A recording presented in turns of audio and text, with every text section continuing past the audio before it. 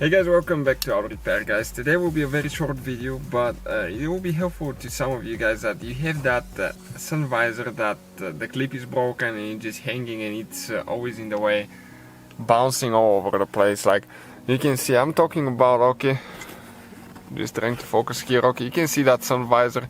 You have that clip right here. If this clip is broken, it's the same like having your sun visor disconnected, and you can see that it will bounce everywhere.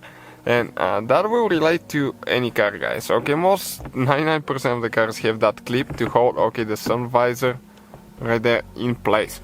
So how you remove and replace that? Okay, let me show you now. Usually under the clip you have one screw, sometimes with a Phillips screwdriver, sometimes with a Torx tool. In our case it's Torx 20, and you need to make sure that you remove the screw all the way.